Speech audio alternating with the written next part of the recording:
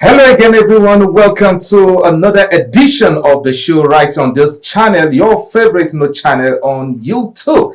I must tell you, my name is OJ Matthew, and we are here again today to bring you the very latest in the world of sport, particularly football. I must tell you. So once more, my name is OJ Matthew, and please don't forget, you just have to click that subscription button there to grow this channel for us. I'm not here alone today as usual because I'll do make sure that we have someone in the studio or with me to analyze the big event of the day.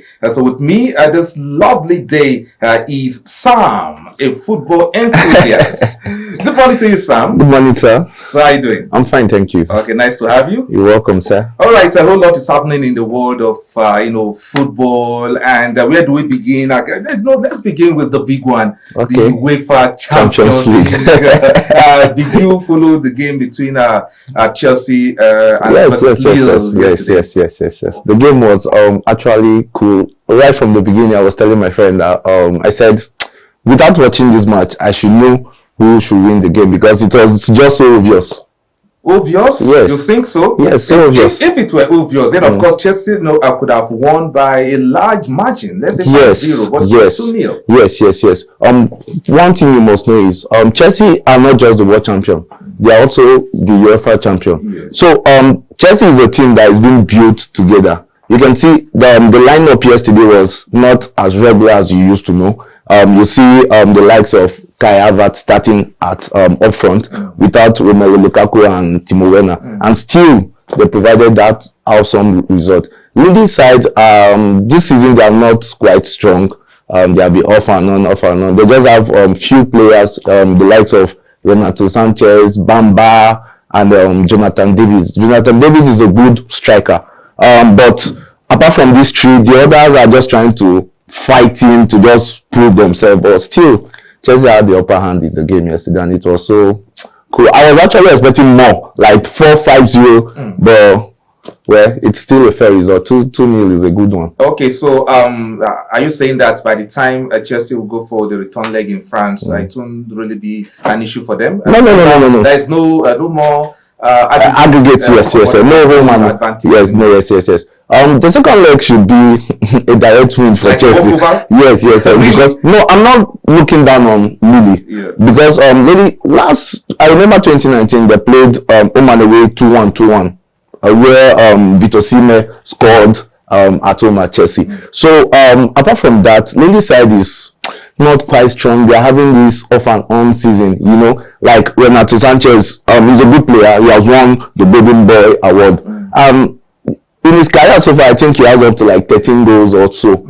You understand? So the team in fact, they are trying, but we can't compare it to the world champion. Chelsea are the world champion. They won the UEFA Champions League and they also won the Club World Cup. So we are expecting them, in quotes, to be the best team in the world right now. In fact, they are the best team in the world right now. Wow. You understand? So if they go to Lille's home, and I'm expecting nothing less than 2 again. 2-0 again. Yes. Okay. All right. So let's now look at the team, the Chelsea team in particular. Now they have this crisis of scoring goals. Yes. So are we now saying that perhaps Havertz is the interim, messiah or solution to the team, because we saw how he started ahead of Lukaku and in the Champions League, and it's like Thomas Tuchel wants to take off that pressure on Lukaku and all that. So do you see Havertz as a temporary solution? Havertz is a good player.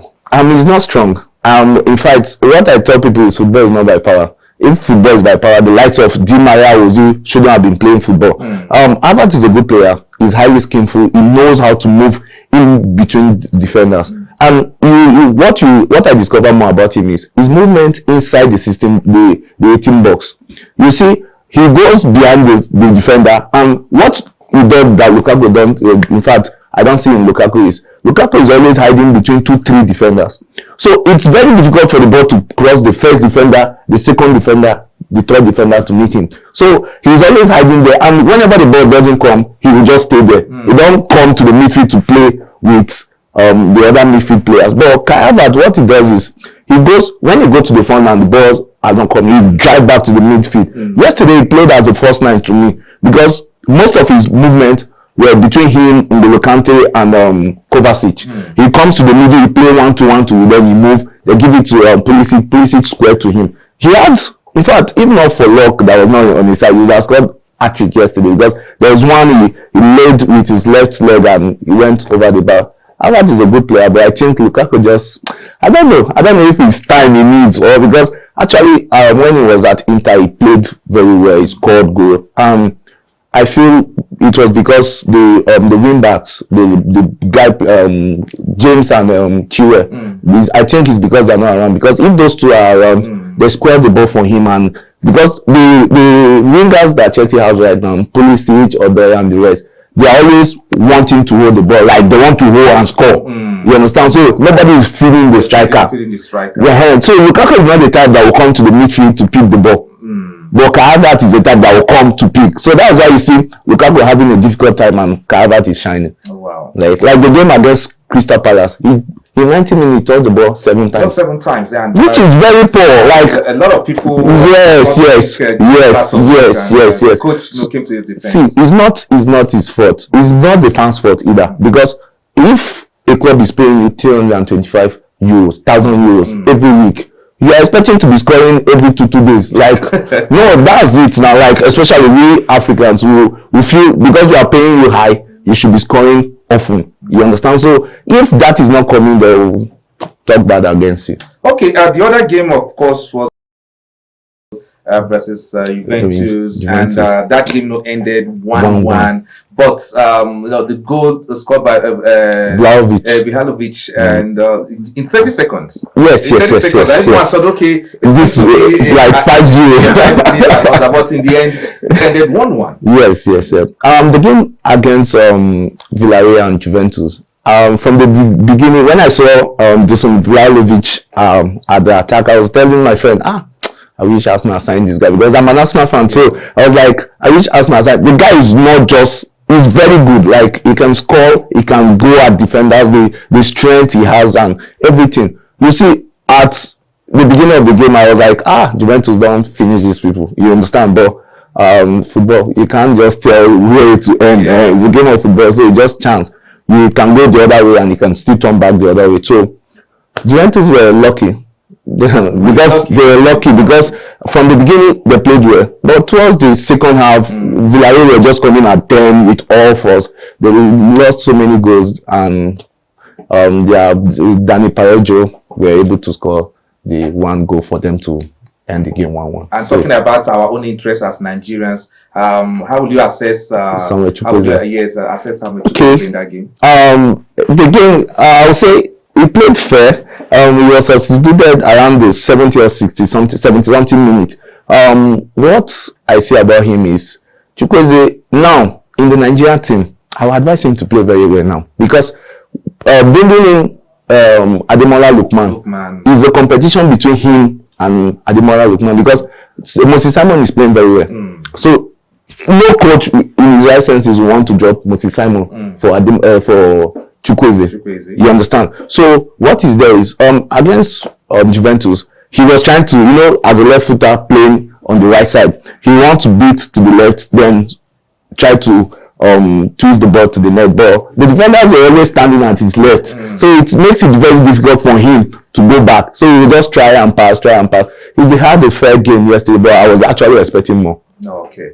All right. And so the results are once more Chelsea 2 and of course Lille nil yesterday. So Chelsea have that commanding lead to go to France and finish up the job in the coming game. And of course Villarreal won, Juventus won. Now let's talk about the big one. Yes, the big one coming up is Atletico Madrid versus Manchester United.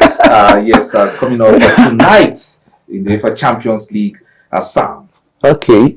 Think of this one. That match is not gonna be funny. One is Man U. Actually, they are not having a good time. They'll be having. Let me not say. According to Bruno Fernandes, in fact, the fans are thinking the ball and the team, the players are not together, are not united. Yes. But Bruno Fernandes, in his interview yesterday, he said no, that the players are cool, everybody is good with each other, and they love the coach and the rest. So we will be expecting. Previously, they have been playing 1-1, 2-1, 1-0, 1-1, 2-1. I'm playing against Atletico Madrid side that are not just, they are very strong. Like defensively, they are good. And when they come at you at attack, they come with full force. The likes of Joe Felix, Carrasco, Luis Suarez. Luis Suarez is a good striker. He knows how to even score Premier League team more. Even when he was in Premier League, he was good at that. So that match will not be an easy one. Yes, because looking at Man U defense, it's very poor. Like the likes of Maguire and Lindelof. Lindelof tries a lot, but I don't think it will be easy. But still, when you talk about Atletico Madrid, you come to Man U, you see Cristiano Ronaldo has a good record on Atletico Madrid. He scores like against them frequently. You understand? So when you come to Man U side, you're like, okay, Cristiano Ronaldo might do magic and the rest. And Man U is actually playing fair now. The likes of Bruno Fernandes, Elanga, and Rashford. Rashford is also trying. So I'm expecting a 1-1 draw. A 1-1 draw today. Yes. And at the end of the day, who do you expect to go through? One thing you must know is Atletico Madrid has a way of disappointing someone. When you are expecting them to play very well, they will now come back and play rubbish and go. So I will not be surprised if Man U go through. I will not be surprised, but I wish Atletico Madrid go through. You wish Atletico Madrid go through? Yes. No, Manchester United, fans will be so yes. That is what happens. Yes. But will it be surprising if Man U, goes out of the round of 16 at this stage? Considering the little issues being reported about the camp. Okay, I will not be surprised though, but I feel bad for Cristiano Ronaldo because he's the one player I love so much. I respect him so much. I want him to go, if not to the semi-final, at least go close. You understand? But if the team is not playing well, Cristiano Ronaldo is just one person. He can't do all the work for himself. So if Atletico Madrid happens to go through, fine. That's my prayer though. If they go through, I'll be happy. But if Man U goes through, okay, good for them.